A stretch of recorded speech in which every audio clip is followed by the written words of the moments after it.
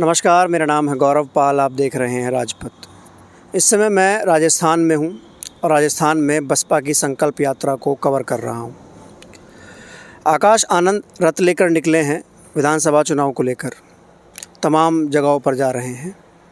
आज हमारे साथ राजस्थान बसपा के एक वरिष्ठ पदाधिकारी, प्रदेश के महासचिव करण सिंह भंडारी जी मौजूद हैं, जो कि आज से नहीं बल्कि 2 से ढाई दशक से बसपा के साथ जुड़े हुए हैं, मान्यवर काशीराम के समय से। और तमाम इन्होंने पूरा जो बहुजन मूवमेंट मान्यवर काशीराम ने चलाया, उसके बाद बसपा सुप्रीमो मायावती का जो दौर आया, तमाम चीज़ें देखी हैं। इनके साथ आज हम पुराने दिनों को याद करेंगे, इनके अनुभव को जानेंगे कि इनका अनुभव कैसा रहा मूवमेंट के दौरान, और पार्टी में इनका अनुभव कैसा रहा, तमाम चीज़ों पर बात करेंगे। भंडारी जी, स्वागत है आपका। बहुत बहुत धन्यवाद आपके लिए गौरव जी, और मैं आपका शुक्रिया अदा करता हूं कि आपने इस मिशन के लिए हमसे बात करने का समय आपने दिया। अच्छा, आप शुरुआत से बात करते हैं राजनीति में और मिशन मूवमेंट से, जो बहुजन मिशन मूवमेंट है, इससे आप कब जुड़े, कैसे रुझान हुआ, तमाम चीज़ें शुरुआत से बताइए। मैं पार्टी से पहले बाबा साहब अम्बेडकर की हमारे भरतपुर ज़िले में झांकियों के रूप में 14 अप्रैल को जन्मोत्सव मनाया जाता था। तो हम बचपन से ही बाबा साहब अम्बेडकर के नारे लगाते थे कि जब तक सूरज चांद रहेगा बाबा साहब का नाम रहेगा। इस प्रकार जब हम नारे लगाते थे तो उस दौरान हम पढ़ाई भी करते थे, बच्चे थे, ज़्यादा समझते नहीं थे। धीरे धीरे कुछ वाम सेब के लोग आए, हम जानते नहीं थे कि वाम सेब क्या होती है, लेकिन जब कुछ साथी वाम सेब के आए तो हमने 1-2 बार उनको नहीं सुना। उसके बाद में फिर वो हमारे पीछे ही पड़ गए कुछ बात सुनाने के लिए। जब मेरी लगभग उम्र 12-13 साल की होगी, तो उस समय हमें 12-13 साल की उम्र में ज़बरदस्ती बिठा करके कुछ हमें समझाने का काम किया। तो हम जातिवादी व्यवस्था से तो बचपन से ही प्रभावित थे। तो ये जातिवादी वाली व्यवस्था ने हम क्योंकि शहर के रहने वाला हूँ मैं, लेकिन हमारे रिश्ते नातेदारियाँ गांव में थी। तो गांव में जब हम ये छुआछूत का वातावरण देखते थे तो हमें बहुत बुरा लगता था। तो फिर हमने ये महसूस किया, और जब ये नारा लगाया और जब वो वाम सेब के साथियों से ये बातें हमने सुनी, तो हमें ऐसा लगा कि हमें इसके लिए कुछ करना चाहिए। तो तब से हम ज़्यादा समझ नहीं रखते थे, फिर भी हम लोग निकल पड़े थे इस गांव में। और जब हम स्कूल के बाद में जब कोई छुट्टियों के डे होते थे तो तब हम गांव में जाते थे, और गांव में जब जाते थे तो बहुजन समाज पार्टी के बारे में हम लोग बताते थे। तो हमें कुछ ऐसा महसूस होता था कि वे बहुजन समाज पार्टी का नाम हम लोगों के बीच में लेंगे, तो वो समझें या नहीं समझें, तो हम लोगों को किस प्रकार इकट्ठा करें। तो उसके लिए हम गांव से घुसने से पहले हम नारे लगाते थे कि देश में अब एक ही नाम कांसी राम, कांसी राम। जैसे हम बाबा साहब के नारे लगाते थे, ऐसे कांसी राम साहब के नारे लगाते थे। तो उससे लोगों को लगता था कि कांसी राम तेरी नेक कमाई, तूने सोती कौम जगाई। तो हम गांव में घुसने से पहले नारे लगाते थे। और ऐसे व्हीकल और साधन भी नहीं हुआ करते थे, बट हम साइकिल से जाना या तांगे रिक्शे से जाना, ये हमारा तो उस समय का दौर था। और फिर जब गांव में लोग इकट्ठा होते थे तो हमें बचपन में एक आदत पड़ गई थी लोगों के बीच में बोलने की। तो फिर हमारे लिए तमाम गांव के लोग बड़ी अच्छी फीलिंग महसूस करते थे कि चलो भाई ये कुछ लोग आए हैं, तो हमारा आदर सत्कार भी करते थे। तो ये सिलसिला इस प्रकार बढ़ता गया। और ये जब मान्यवर साहब ने पूरा मूवमेंट शुरू किया और राजस्थान उनका मूवमेंट आया, तमाम जगहों पे उनका मूवमेंट गया, तो उस समय राजस्थान में माहौल क्या था? मतलब जातीय शोषण किस प्रकार से होता था, और जब लोग कनेक्ट हुए उनके साथ, मान्यवर साहब के साथ, आप लोगों ने वो पूरा दौर देखा है, आप लोग उस दौर में उनके साथ रहे हैं, तो कैसे फिर समाज में स्वाभिमान की बात आई और ये सब उन्होंने जागृत कैसे किया, वो काम कैसे किया करते थे? मान्यवर कांसीराम साहब अक्सर करके जब आते थे तो वो काफ़ी कोशिश करते थे लोगों के अंदर एक जज्बा पैदा करने का, एक उत्साह पैदा करने का कि ये लोग कुछ करें ज़िंदगी में, अपने पैरों पर खड़े हों। ये जो लोग अत्याचार करते हैं या जो लोग शोषण करते हैं या एक जातिवादी मानसिकता रखते हैं, उनसे डरें नहीं। ऐसी उनके कांसीराम साहब के विचारों से बातें झलक के आती थी। वो समझाते भी थे कि आपको डरना नहीं है, यदि अत्याचार से आप पिट कर के मेरे पास आते हैं तो साहब को बहुत बुरा लगता था। वो चाहते थे, उनकी एक चाहत थी कि जो अत्याचार कर रहा है उसका आप डट के मुकाबला करें और उसको जवाब दें। तो उससे काफ़ी चेंज हुआ, लेकिन काफ़ी ऐसे साथी थे कि पार्टी के मिशन का काम करने का मतलब एक जिक्र होता था, लेकिन उनकी इच्छा शक्ति अंदर से कुछ पाने की होती थी लगभग, तो उसकी वजह से कोई लगभग ज़्यादा काम बढ़ नहीं पा रहा था। तो कांसीराम साहब बहुत दुखी होते थे, क्योंकि लोगों की एक इच्छा होती है कि हम जुड़ कर के कुछ पाएँ, लेकिन इसकी वजह से पार्टी के आंदोलन को, मिशन को नुकसान हुआ है। मेरी ये निजी सोच थी और मेरा भी ये मानना होता था कि जो लोग इस मूवमेंट में, सामाजिक परिवर्तन के आंदोलन में जो पाने की इच्छा रखते हैं, उसकी वजह से हमारे मूवमेंट को जो मिलना चाहिए, बाबा साहब के, अम्बेडकर के संघर्ष से जो मिलना चाहिए, वो हमें इसीलिए नहीं मिल पाया है क्योंकि अपनी इच्छा के लिए लोग ज़्यादा काम करते हैं। तो इस बात को लेकर के कांसीराम साहब बहुत दुखी होते थे, लेकिन कांसीराम साहब नए प्रयोग करते थे, वो वैज्ञानिक थे, तो प्रयोग के आधार पर उन्होंने फिर नए नए प्रयोग करना शुरू किया। तो राजस्थान में जैसे तमाम ऐसे दूसरे लोगों पे भरोसा किया, जैसे मार्शल कौम के लोग हैं, जो लोग अत्याचार करते थे, उन्हीं में से कुछ लीडर्सों को निकाला। जो जातियाँ अत्याचार करती हैं, उन्हीं में से कांसीराम साहब ने कुछ लीडरों को निकाला, उनको अवसर दिया, पार्टी में सम्मान का एक भाव जगाया कि आप भी ज़िंदगी में कुछ कर सकते हैं। तो उससे काफ़ी परिवर्तन होना शुरू हुआ, और वो परिवर्तन इस प्रकार शुरू हुआ कि पार्टी को फिर जीत मिलने लगी। तो 98 का एक ऐसा उदाहरण है कि 98 में कांसीराम साहब ने हमारे राजस्थान में एक ओबीसी के व्यक्ति को राजस्थान का अध्यक्ष बनाया, और उसने जब ये काम किया और कांसीराम साहब ने भरोसा दिलाया कि मैं पिछड़ी जाति के लोगों के लिए बहुत कुछ सोच रहा हूँ, आपको भी ज़िंदगी के हर पहलू में, क्योंकि पिछड़ी जातियाँ इतनी शासन प्रशासन में भागीदार की हिस्सेदार नहीं थी, लेकिन क्या है कि वो जातिवादी मानसिकता का ऐसा उनके दिमाग में पर्दा डाला था कि उनको नीचे के लोग तो देखते थे कि ये नीचे लोग हैं हमसे, लेकिन वो जो उनके ऊपर जो लोग बैठे हुए थे उनको वो नहीं देखते थे। तो फिर ये कांसीराम साहब समझाते थे कि तुम नीचे देखना छोड़ो, तुम ऊपर देखना शुरू करो, और जब आप ऊपर देखना शुरू करेंगे तो आपको लगेगा कि तुम भी किसी से नीचे हो। तो कांसीराम साहब ने ऐसी विचारधारा से उनको जोड़ा, और फिर नए प्रयोगों के आधार पर पार्टी आगे बढ़ी, और 98 में राजस्थान में 2 विधायक जीते, और उससे फिर काफ़ी जोश और उत्साह का वातावरण बना। फिर उसके बाद में 2000 में माननीय बहन कुमारी मायावती जी पर कांसीराम साहब ने विश्वास और भरोसा जताया। तो फिर 6 राज्यों का प्रभार आदरणीय बहन मायावती जी को कांसीराम साहब ने दिया, और जब 6 राज्यों का, हिंदी राज्यों का जब प्रभार दिया माननीय बहन जी को, तो बहन जी ने जिस प्रकार उत्तर प्रदेश में अपनी मेहनत, कुशलता और परिश्रम और मेहनत से जो बहन जी ने उत्तर प्रदेश में परिणाम ला कर के देश को चौंकाने वाले परिणाम दिए, तो कांसीराम साहब ने हिंदी प्रदेशों को बहन जी के हवाले किया, और जब से बहन जी के पास राजस्थान और हिंदी प्रदेश आए तो उन प्रदेशों में सिस्टमेटिक तरीके से काम आगे।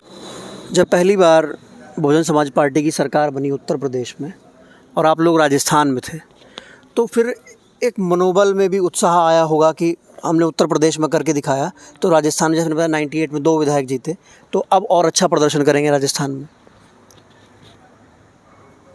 देखिए गौरव जी, जब उत्तर प्रदेश में पहली बार बहन जी की 95 में सरकार बनी 3 जून 1995 में, उसके तुरंत बाद ही कांसीराम साहब का राजस्थान दौरा हुआ, और फिर हम लोगों को जयपुर बुलाया गया।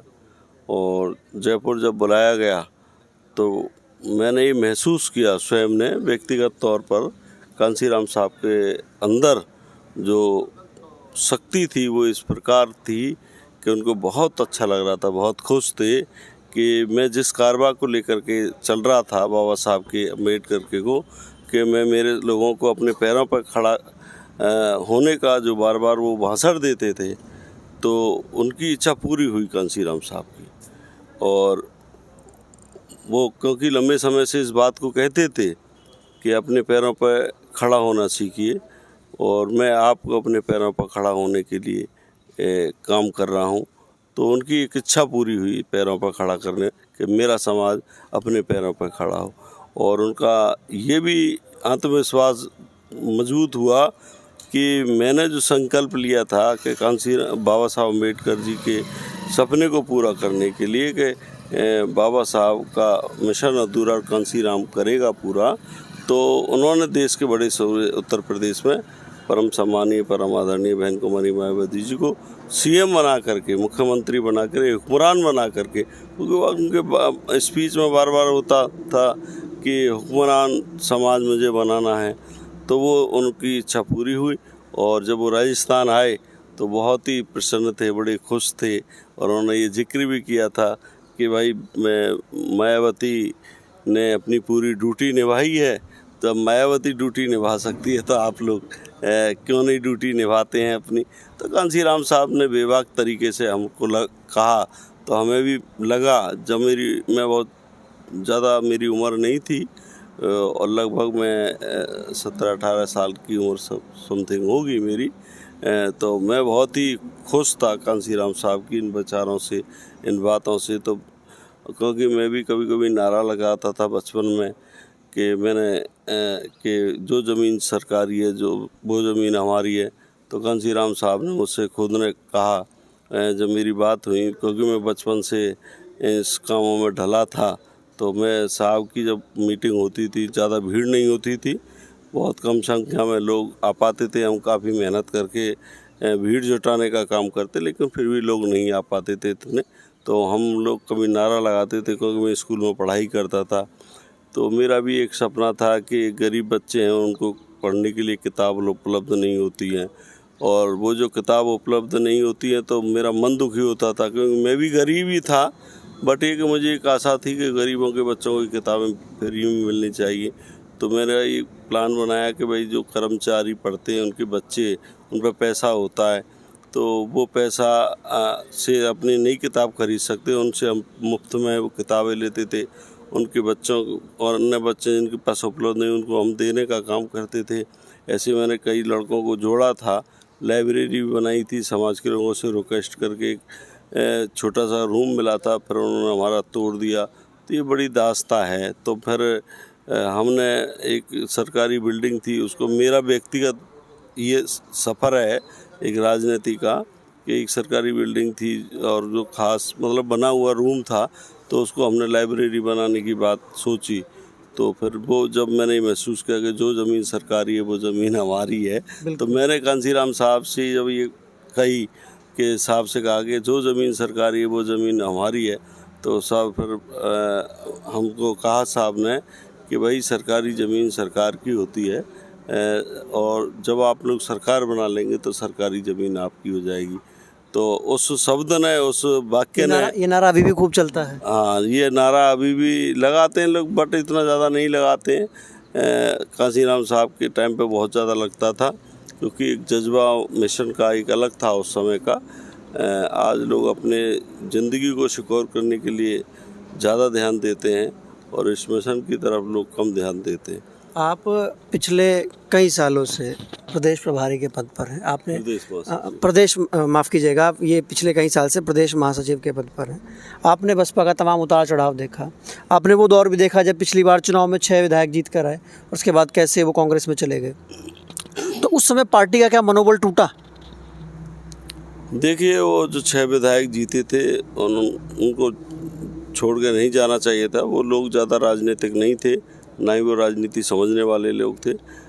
उनको जा करके जोड़ा था। जैसे 2008 के विधायकों की मैं बात कहूँ तो वो जितने भी विधायक जीते थे उनका राजनीति से कोई संबंध नहीं था दूर दूर तक।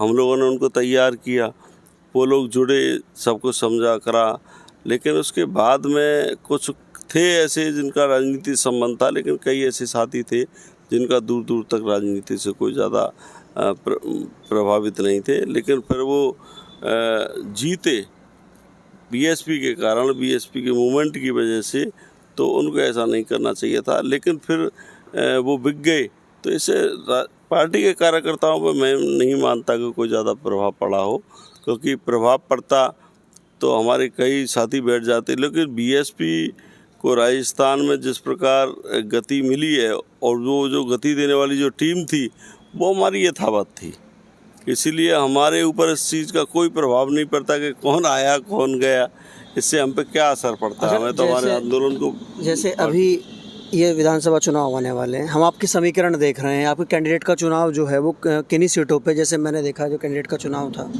धौलपुर में, मैंने कैंडिडेट का चुनाव देखा करौली में, और एक दो जगह और कैंडिडेट का चुनाव देखा। अभी आकाश आनंद पहुंच रहे हैं, रथ यात्रा लेकर निकले हैं, तो आपको क्या लगता है कि आकाश आनंद के इस प्रकार से सड़कों पर उतरने से, क्योंकि बहुत समय से मांग रही है बहुजन मोटर्स की कि सड़कों पे आया जाए, ऐसे यात्रा निकाली जाए, तो वो क्या लगता है कि इसका असर पड़ने वाला है वोट शेयर में, कितना इसमें बढ़ाव होगा, कितना असर पड़ेगा? ये तो स्वाभाविक बात है कि यंग नेतृत्व यदि मिलता है तो एक भरोसा भी बढ़ेगा, विश्वास भी बढ़ेगा लोगों में, और काफ़ी उतार चढ़ाव पार्टियों में आते रहते हैं। लेकिन माननीय बहन जी ने जब आकाश साहब को भेजा है तो निश्चित ही मुझे भरोसा है, पूरा विश्वास है, क्योंकि बहन जी की एक दूरगामी सोच है, एक दूरगामी उनकी मतलब एक, क्या मैं कुछ बयान नहीं बोल सकता कि बहन जी को लोग देश में समझ नहीं पाएंगे, क्योंकि बहन जी को समझने वाले समझते भी हैं, क्योंकि बहन जी को इसीलिए लोग एक अजूबा नेतृत्वकर्ता मानते हैं, क्योंकि बहन जी की नीयत साफ है, और जब उसकी नीयत साफ होती है तो लोग, गलत नीयत के जो लोग हैं वो बहुत जल्दी सुनना चाहते हैं, बहुत जल्दी देखना चाहते हैं। तो ये कोई ज़्यादा बड़ी बात नहीं है। अब राजस्थान में ये मतलब आप मान लीजिए कि मैंने कई उतार चढ़ाव देखे, अब राजस्थान में आपको बेहतर रिजल्ट देखने को मिलेगा, क्योंकि एक तो युवा नेतृत्व तो मिल गया, दूसरा ये कि हमारे साथ अभी जो टीम में आकाश सिद्धार्थ साहब काफ़ी अनुभवी और तजर्बाकार हैं, तो उनका भी लाभ मिलेगा। राम जी गौतम जी हैं, वो भी यंग लीडर हैं, युवा हैं, जो समाज का एक संदेश दिया बहन जी ने कि मैं समाज के नए नए लड़कों को बहुत कुछ बना करके आगे बढ़ा रही हूँ। और बहन जी का तो अगर शुरू से ही रहा है कि यंग लड़कों को आगे, अगली पीढ़ी को मतलब आगे बढ़ाने का पूरा अवसर दिया है, 50% भागीदारी की भी कही है। अभी नए यंग लीडर्सों को ये चाहिए कि भाई इस आंदोलन को अच्छी गति दे करके हुक्मरान बनाने की एक सोच रखनी चाहिए, और जब तक हम दूसरों को बनाने के बारे में नहीं सोचेंगे तब तक हम कुछ बन नहीं सकते। ये मेरा ये निजी मानना है कि यदि हम जिंदगी के हर पहलू में आगे बढ़ना चाहते हैं तो हम तभी बढ़ पाएंगे जब हम ये सोचें दूसरों कल्याण के लिए, दूसरों के भले के लिए। जब तक हम दूसरों के हित के लिए नहीं सोचेंगे तो हम लाभ तो ले सकते हैं, लेकिन हम कुछ एक नई दिशा नहीं दे सकते। तो नई दिशा देने के लिए हमें हमेशा अपने पालन पोषण की या अपने रखरखाव की चिंता को हमें त्यागना होगा, और हमारा जो आंदोलन है, जो मिशन है, हम जिस मनुवाद के खिलाफ लड़ते हैं, जिस मनुवाद को हराने की हम सोच रखते हैं, जिस मनुवाद ने हमारे तमाम पीढ़ियों को परेशान किया है और आगे भविष्य में भी परेशान करने का जो विचार रख रही हैं, यदि उनसे हमें जंग जीतनी है, तो उनसे हमें मुक्ति पानी है मनुवादी व्यवस्था से, तो हमें अपने निजी स्वार्थों को हटा करके, अपने निज हित को हटा करके हमें परहित के लिए जब तक हम लोग काम नहीं करेंगे तब तक हम लोग इस आंदोलन को बढ़ाने में सफल नहीं होंगे। और जैसे माननीय कांशीराम साहब ने, परम पूज्य बाबा साहब अम्बेडकर जी ने, आदरणीय बहन कुमारी मायावती जी ने कभी अपने निज हित को और अपने निज हित के साथ साथ अपने स्वास्थ्य को भी ध्यान में नहीं रखा, अपने स्वास्थ्य को भी ध्यान में नहीं रखा, क्योंकि हम अपने ये भी स्वास्थ्य भी एक हित ही है। क्योंकि बाबा साहब अम्बेडकर ने कहा है कि जीवन लंबे होने की बजाय महान होना चाहिए। महान से तात्पर्य दूसरों के भले के लिए हमारी ज़िंदगी होनी चाहिए। और मेरा भी ये निजी मानना है, क्योंकि मैं काफ़ी लंबे समय से इस आंदोलन से सीखा हूँ।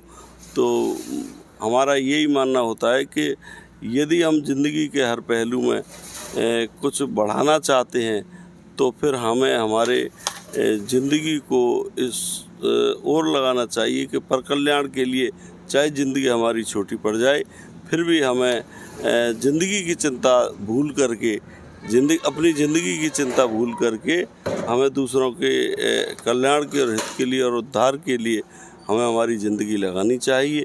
ऐसा मेरा निजी मानना है। और इस काम को मैं करने में बहुत आनंद महसूस करता हूँ।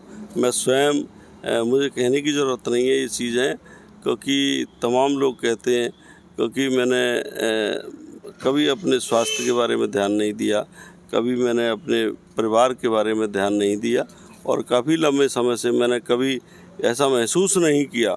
मैं ये इस बात का संदेश देना चाहता हूँ इस आंदोलन के सिपाहियों को, इस पार्टी में काम करने वाले लोगों को। मैं ये संदेश देना चाहता हूँ कि आज मैं 12 साल की उम्र से, और आज मेरी 48 साल की उम्र है, लेकिन कभी मैंने ये महसूस नहीं किया कि मुझे मंच पर कुर्सी मिले या नहीं मिले। मैं आज भी राजस्थान में 6 बार 2 बार विधायक जीत चुके हैं, और तमाम देश के नेता जानते हैं मेरे बारे में, जो बीएसपी से मैं काम करते हैं, बड़े सीनियर लोग भी जानते हैं कि मैं आज भी मंच पर बैठने की इच्छा कम जाहिर रखता हूं, और मैं नीचे ही बैठ जाता हूं, जहां मुझे जगह मिलती है वहां बैठ जाता हूं। और मैं कभी ये फील महसूस नहीं करता कि मुझे मंच पर कुर्सी क्यों नहीं मिली या मुझे क्यों नहीं बिठाया गया। तो मैं भी एक इंसान हूँ, मैं जानता हूँ, लेकिन मैं एक सही काम कर रहा हूँ, और सही काम करने वाले के लिए अपनी इज्जत की परवाह ना करके दूसरों के सम्मान के लिए हम काम करेंगे। तो इज्जत की हम लड़ाई अपनी की नहीं लड़नी चाहिए। मेरा निजी मानना है कि अपनी इज्जत के लिए हमें नहीं लड़ना चाहिए, हमें तो दूसरों की इज्जत के लिए लड़ना चाहिए। ऐसी मेरी सोच है, और इस काम में मैं लगा हुआ हूँ, और मैं बहुत प्रफुल्लित हूँ, खुश हूँ कि मुझे मेरे महापुरुषों के या इस आंदोलन को आगे बढ़ाने वाले लोगों के सानिध्य में मुझे काम करने का जो मौका मिला, उनसे मुझे तजर्बा अनुभव हुआ। मेरी अंतिम समय तक ये कोशिश रहेगी कि मैं दूसरों के हित के लिए काम करता रहूँगा, और मैं अपने सुख के लिए या अपनी सुविधाओं के लिए मैं कभी भी काम करने की मेरी इच्छा नहीं होती है। बहुत शुक्रिया भंडारी जी हम लोगों से बात करने के लिए। और आप लोगों ने देखा किस प्रकार से जो करण सिंह भंडारी हैं, प्रदेश महासचिव हैं राजस्थान बहुजन समाज पार्टी के, इन्होंने तमाम अपना वक्तव्य रखा, संकल्प यात्रा को लेकर बात की, अपना जो अनकही जो इनका जो अनुभव रहा है मान्यवर कांशीराम साहब के साथ, क्या नाम है, बसपा सुप्रीमो मायावती के साथ, मिशन मूवमेंट के साथ, बहुजन समाज पार्टी के साथ, तमाम इन्होंने अपनी बातें रखी, अपना अनुभव साझा किया।